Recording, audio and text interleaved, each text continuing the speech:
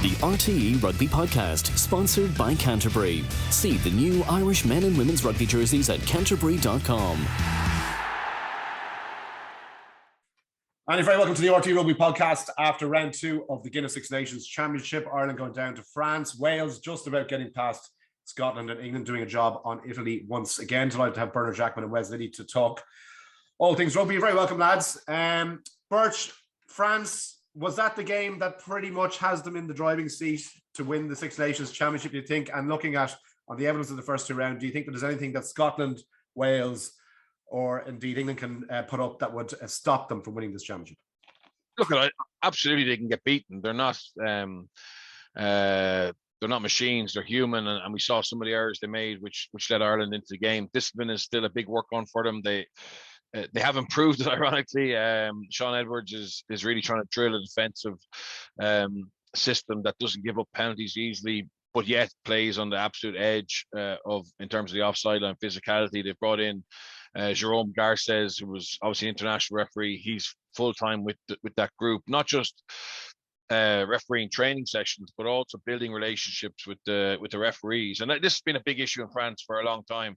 And I know from my time in Grenoble is they feel that the referees that they come across at international level or in European Cup or Challenge Cup don't understand the language, the nuances of French rugby. So having someone like Jerome Garces there to talk to the referees the week of the game and to be able to give feedback, but on a peer-to-peer level, I think has been a really smart move by Galtier and Laporte, and even as one of many smart moves they've made. So they look the best team in the competition, but yet they have to go away, and we know French teams traditionally throw in one wobbler, particularly away from home. So I don't think the competition is done and dusted, but I think they are the best team, and for me, they're the team you'd most like to be supporting. We'll look to the future as well, because I think they can get a lot better. That's really interesting about Garces. The fact that they brought in Sean Edwards originally, I think, Birch, was a kind of a statement that, look, maybe we need to just widen our span here. Yeah. And look outside of what has been typically a very insular approach to rugby from France. Like, we do our own thing and sure, screw everybody else. The fact that they're so willing to embrace change and a difference of approach, I think just makes them even more dangerous, doesn't it?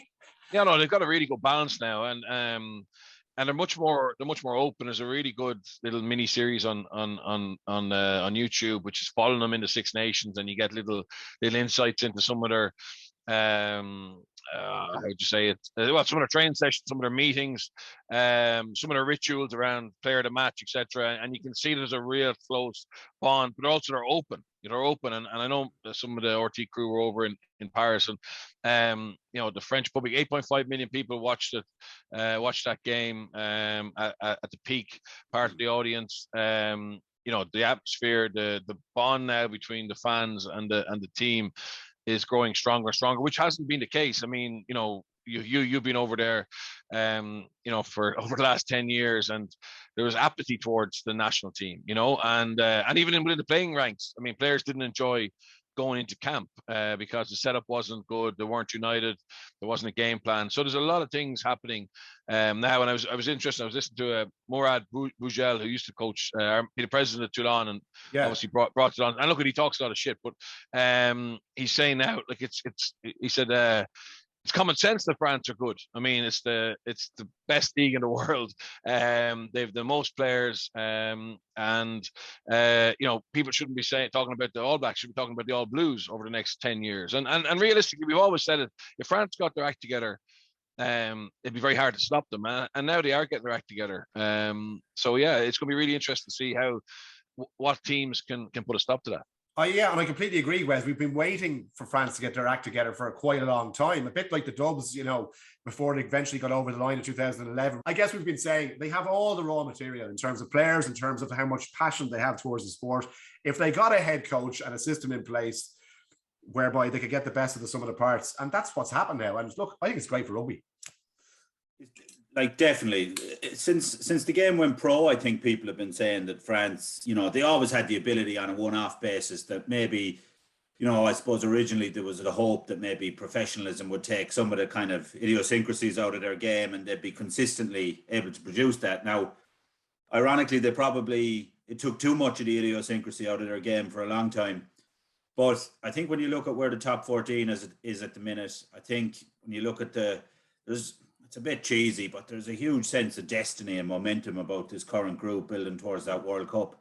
Yeah. I absolutely think, I mean, if they were to win a World Cup, which I think there's a long road to that, I think the potential is there for them to become an absolute powerhouse of the game, without a doubt. And like, what's very interesting again, and I know this is a little hobby horse of mine, and like, even a country like France, 60 million people, a massive economic powerhouse, even they have seen the benefit of widening the net and going to non-traditional areas as much as possible, in terms of, you look at the input into their team of guys from New Caledonia, Wallis and Futuna, the old French colonies. Birchall know a lot about this. Yeah. And equally within France, you look at the kind of, I suppose, immigrant communities they've tapped into, where players, that weren't traditionally producing rugby players in the suburbs of Paris and places like that.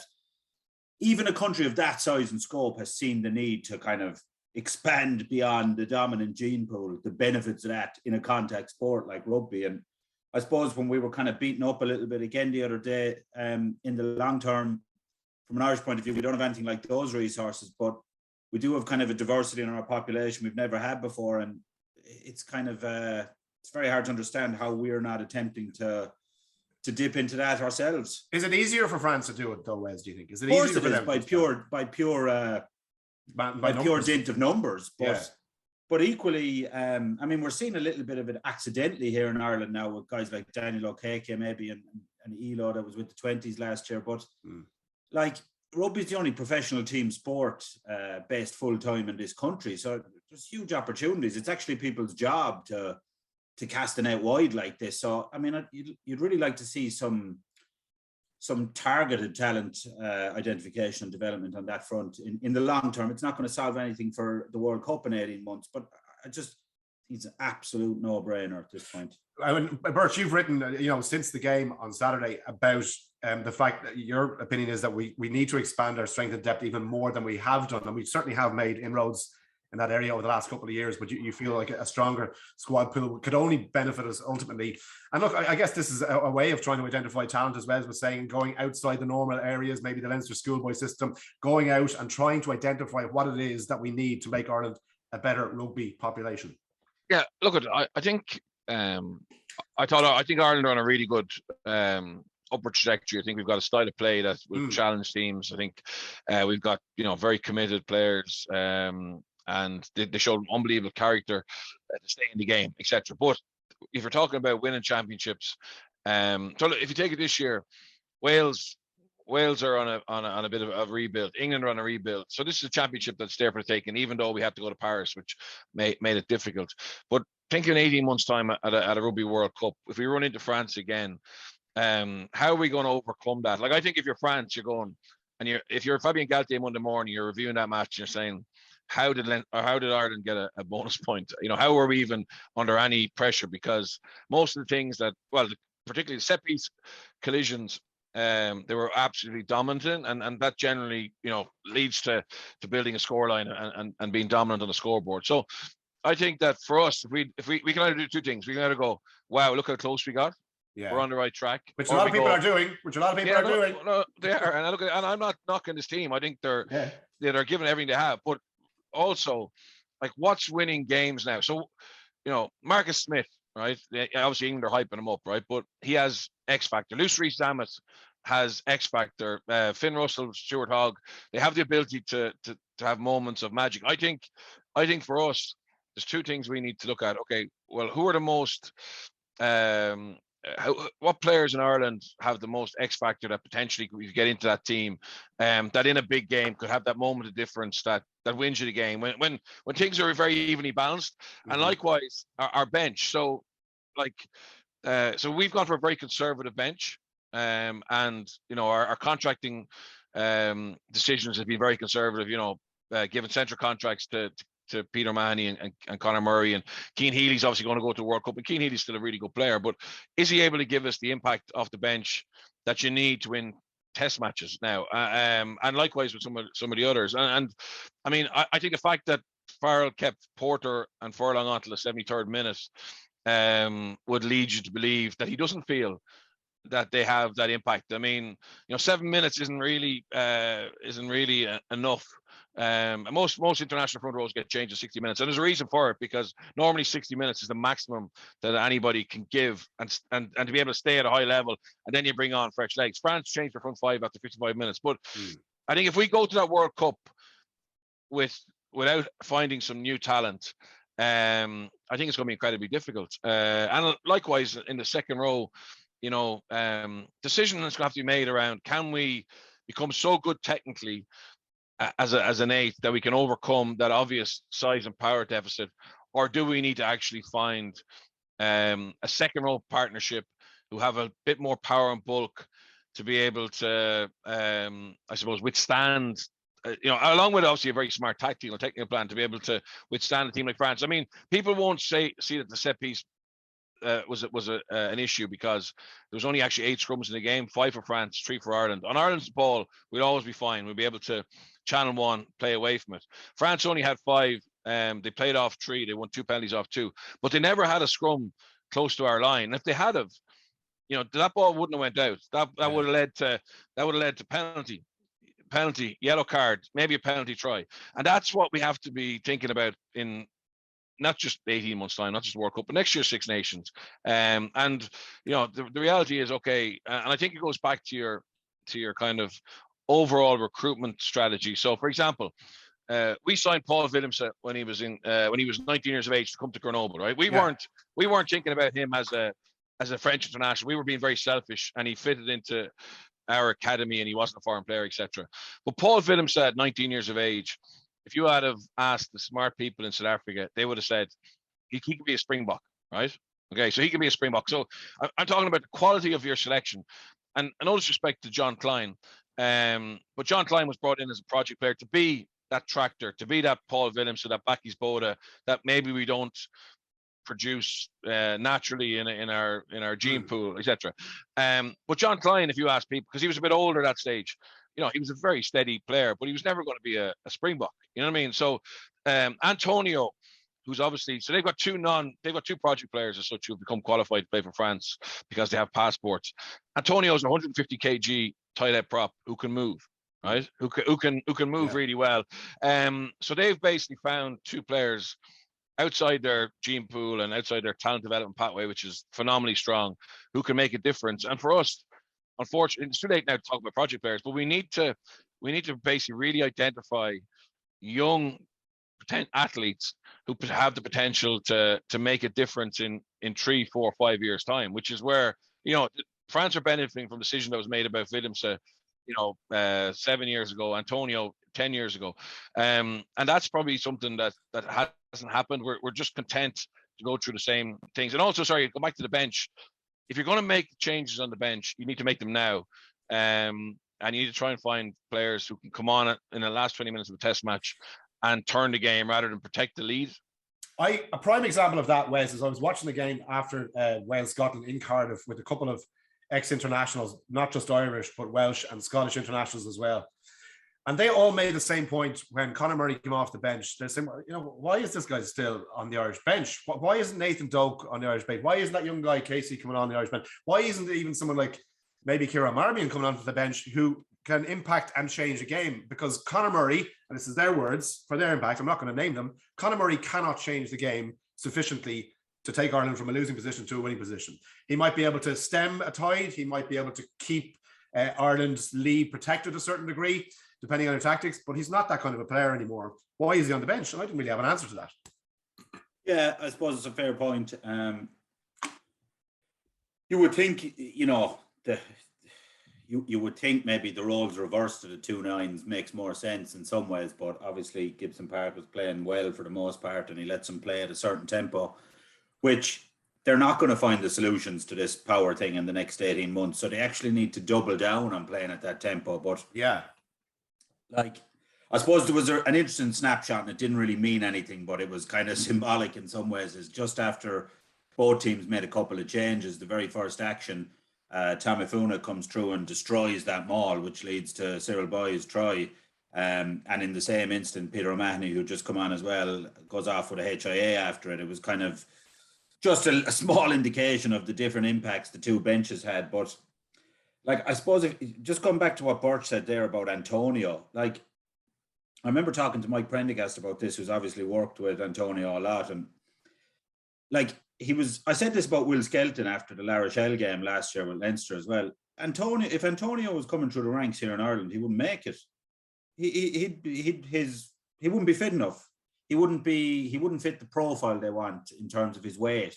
Like they just wouldn't persevere with him. Like I'm not saying the two are the same now, but like Mike Prendergast immediately said to me, he reminded him of Tony Buckley from they were playing. Right. Now, I know Tony Buckley arguably cost Munster some games with his scrummage and things like that, but you do still kind of go, Jesus, like, was everything done to facilitate that guy having the kind of impact he could have? Like, I mean, it almost became a matter of fact last week in the Irish media, like thrown out there routinely that we had the best front row in the world. And that Andrew Porter was the best loose head in the world. And look, he may very well be, and they may well be with time, but like on the basis of what? 6 or 7 internationals. Like no one was talking about the French front row. Yet, for the 50 minutes or so he generally stays on the field, you'd argue Antonio's a bigger impact on games than even Tyke Furlong has. So I don't know. Like we look at things a little bit differently, and we are a bit insular. And like I hope there's not the same level of fanfare over Joey Carberry that there was around the front row for the next couple of weeks. Well, yeah, I don't think there will be. I guess, you know, and a snapshot of that as well. I've been reading and listening to a lot of the reactions to the match since Saturday, and particularly over the last couple of days as well, Birch. And there's an awful lot of excuses being made for James Ryan's decision not to go into the corner, for Joey Carberry's input in the match. Conor Murray was also on the pitch as well. And I can't buy it myself. I absolutely think it was absolutely the wrong decision to take the 3 points when you're 6 points down. You have them on the back foot, an opportunity to go over and score a converted try. And it really frustrates me because people are saying, oh, the pressure of the moment, you don't know what it's like. They were out on their feet, decision making. That's bullshit as far as I'm concerned. They absolutely made the wrong decision. Andy Farrell, I understand he has to back his players, but in the post-match comments, he said, I back the players' their own decisions. Instead of saying, no, we got it wrong here. We should have gone into the corner. We lost the game. It's not the be-all and end-all of why we lost the game, but we absolutely made the wrong decision in a crucial moment. Yeah, look, I think that it would be interesting in what he said on Monday around that. I can understand totally why he would back his players post-match, but yeah, I 100% agree it was the wrong call. In fairness, the French, the impact players the French made they hadn't found a rhythm at all. No. And they were a little bit shook. They were very shook, actually, and you would have fancied Ireland to maybe not score directly from the maul, but Ireland are traditionally good, you know, when they get 5 yards out, and it would have led to penalties, and it would have meant that we would have finished the game, you know, down in their 22 with a chance to score, try and win the match. I think that they got a breather under the post. They got a message on, and they accepted the 3 points gladly and went down there and finished the game very strongly. You know, so it's about momentum. It's about, you know, taking advantage of when you have things going in your favor, and also the opposition are a little bit shook, and France were at that stage. But I thought the break under the bench, apart from the 3 points under the post, gave them a chance to regroup. And in fairness, if the game had gone another 5 minutes, you know, I felt France would have pulled away. I mean, they were totally back on top again. And obviously the Jackman try, I mean, it probably is a try. You know, if the referee doesn't make that decision for the TMO, I think he got it down on the way. But yeah, again, Sexton's there. He makes that call. He goes to the corner. And again, it's that leadership that we just need to develop. And sometimes it has to come from the sideline. I mean, you know, you could actually hear on the ref mic someone shouting, take the point. So I don't know, did that decision come from the coaching bench? And the players were just doing what the coaches want. But I think in future we go to the corner there, and that's the right decision. Even if you don't score, it's the right decision. Yeah. Sorry, Hugh, there was I read a piece on last night, and it was interesting. I want to see what you think of it. But Duncan Casey, the ex-Munster hooker, column in the Examiner, and he said, the take the points or go to the corner debate is one of the most frustrating elements of post-match analysis from pundits, journalists, and supporters alike. That's because it always ignores everything but the final outcome. Whatever decision was made and whatever the feeling on the pitch was in the moment, if it doesn't result in a victory, then it was automatically the wrong call. Like, yeah, surely that's exactly the point. You know, I don't get, like, there's people saying we can't have moral victories, but yet they're saying judging that decision on anything but the outcome is foolish. Like, I mean, but that's nonsense. That's like, Duncan's a very bright guy, but that's not. Surely the outcome makes it the right decision or not? No. No, but you have to. No, you can't just deliberate on decisions around whether we won the match or not. You have to judge those decisions at the time. The context of the game. Do you want to win the game? How are France looking? Are you likely to get back down there and get 2 more scores? Probably not. I felt we just scored a try after halftime from a maul. I think. I'm certainly judging it on my gut feeling at the time. Was kick to the corner, and I'm not worried about everyone had a pair of eyes. I was sitting in a Cardiff marquee, and everyone groaned when Ireland took the shot. Like, it's just Welsh and Scottish fans groaning. I saw what people put after, you're all great with your after timing, saying it was great to the corner. No way. Everybody with a pair of eyes could see kick to the bloody corner and go for it and try and win the game. You need 2 penalties with 7 minutes to go just to tie it up. What the hell are they doing? But Ireland, in fairness, Ireland over the last 3 or 4 years have traditionally gone to the corner, and sometimes we don't score. Sometimes we don't score directly. Sometimes went to the corner at 22-14 as well, and they lost the line out, or whatever it was, 21-14. So what though? Like, they were spooked. They were spooked, you'd imagine. Yeah. I mean, look, and it has been analysed to death. I'm sure, the next time they have that opportunity, I'd say it might be a different outcome as well. But Hugh, as well, in fairness, like, as Birch was saying there, like, there's that school of thought, and like, I totally agree that it was a really valiant performance from Ireland. It was an unbelievably daunting atmosphere and opponent. Like, I think there was real bravery, resilience to stick in there. And yeah, you could say they were missing Johnny. They could have gone to the corner. So, but this idea that they left it behind them, like, every time Ireland had a big moment that France needed to respond, they did. When Ireland had that line out in the corner, France stole it. When Ireland got to within 3 points, France went back down the field, and as Bert said, Jackman scores that 9 times out of 10. So this idea that France were completely floundering, panicking, exhausted, no, I don't think that's doing anyone favours to look at it just through that lens. Okay, a couple of selection decisions then that I'd just like to get your thoughts on before we wrap it up, Birch. Is there an argument for starting Ian Henderson and Tyke Byrne in the second row? I think there's an argument for starting Ian Henderson and James Ryan in the second row and moving Tyke Byrne to 6, and moving Doris to 8. I think. Interesting. Yeah. I think that's, like, the reality is, I think that would give us a little bit more. Look, Conan has been very good. He just had a poor game against France. So, whereas I thought Doris didn't have a great game, but he stayed in the fight more. And I think he's got more long-term potential. Byrne, I think you have to keep Byrne in the team because of his footballing building. But I just, looking at some of those scrums again, I think a partnership of Tyke and James Ryan will always have our front row under pressure against the bigger pack. So that'd be the change I'd be thinking about. Okay. Even though that's very harsh on Conan, and I think but I'm thinking to be the best we can possibly be. That's one change that I think may need to be looked at. Wes, on the second rows before I move on to my next one. Yeah, I mean, they're in the middle of a championship, so I suppose it's hard to know how much they're going to be tweaking things. But I suppose looking to 18 months' time, you're trying to identify players that can make a difference and get them involved in some shape or form, more so over the next few weeks. And like, that's an interesting one, I think, moving Doris to 8. Again, notice nothing against Jack Conan, who's been brilliant as well, but it would be interesting to see those two in the second row and Tyke Byrne at 6. And it would add a bit of size, obviously. But I mean, I would wonder, would guys like Ryan Baird and Gavin Coombs, certainly in 18 months' time, are they guys that can add value? Or can Dillon? Yeah, I think starting that process now. Yeah. Okay. Second one for me, and Wes, you can start with this one. James Lowe is probably going to be featuring for Leinster this weekend. If he comes back into the mix, does he come back in? Is it Mac Hansen and James Lowe on the wings? Do you stick with Conway and drop Hansen for Lowe? What's your reading of the back three? Tough call, actually. Yeah, isn't it? Yeah. What would you do? I mean, Lowe on the November form probably does have to come in. Got two wingers with X factor there, but I don't know. Does Conway deserve to be dropped? I don't know. It's that unfair on him. Conway's overall contribution might be bigger than Hansen's, but yeah, I mean, Hansen does seem to have that X factor, but Yeah, it's really competitive there with Keith Earls and Balaclava and a few others as well. What would you do, Virch?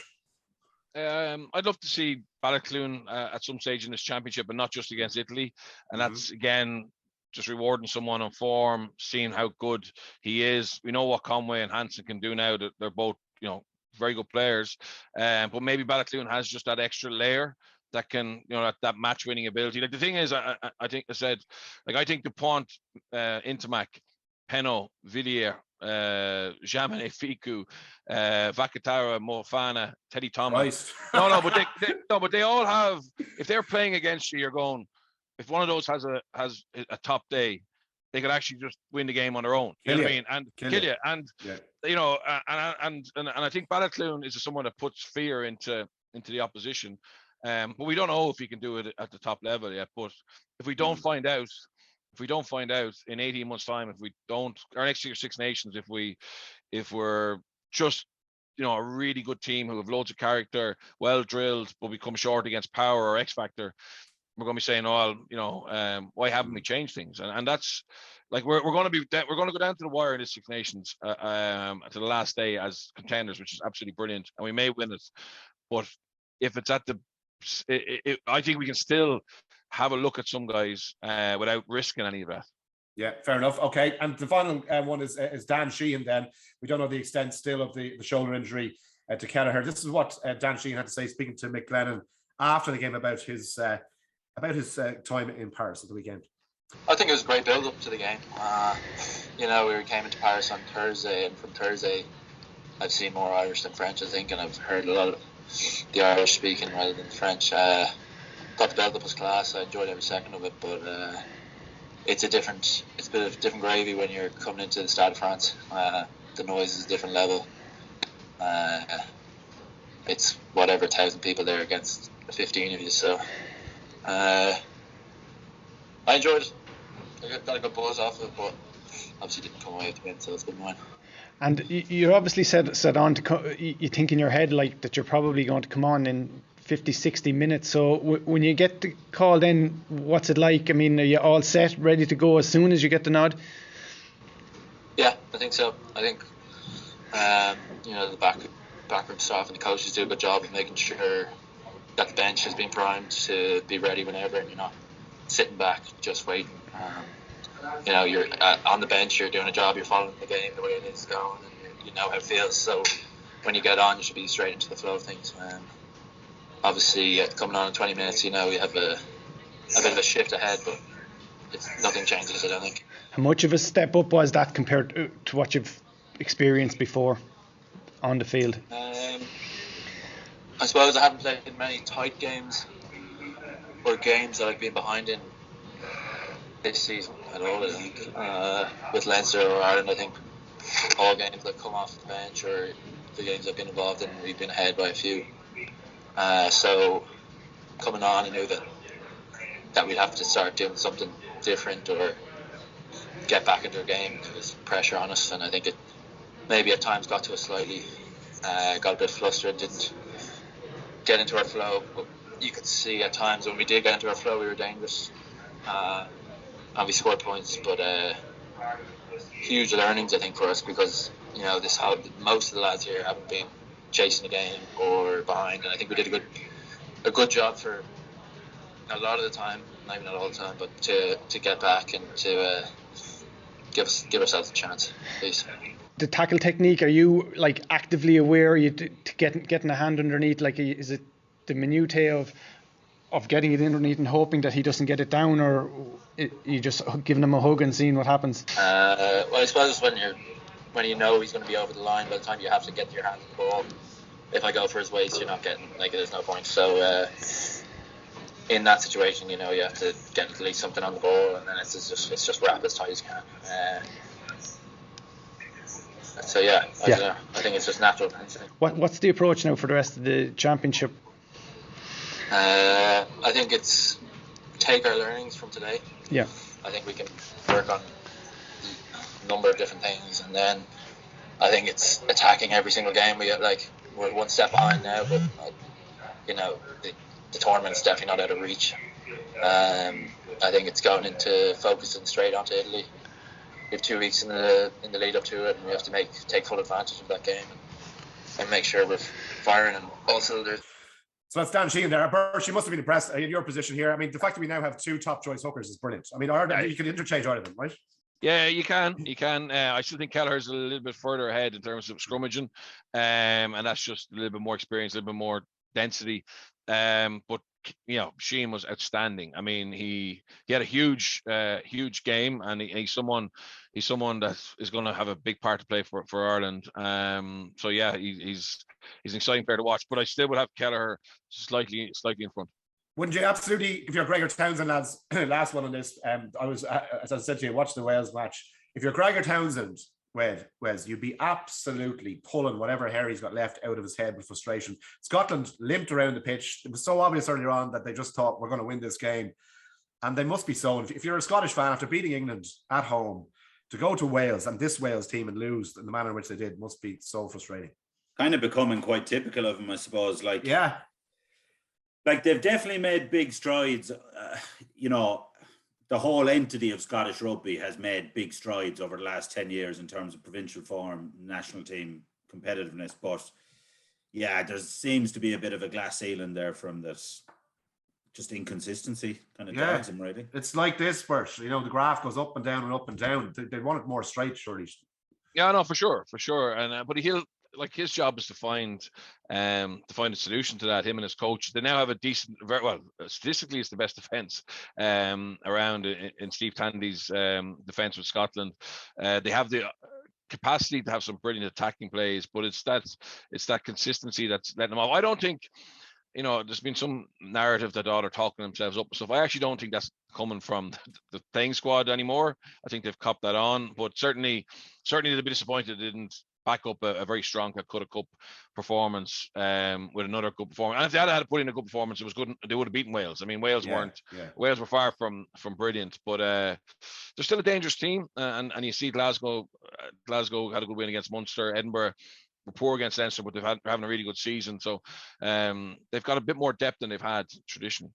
Listen, we'll be relying on Scotland probably to beat France and give us a sniff of winning the championship. Lads, URC this weekend, Leinster against Ospreys live on RTÉ television as well. We'll be back next week to preview Ireland against Italy. To Bernard and to Wes, thanks so much. Talk to you soon.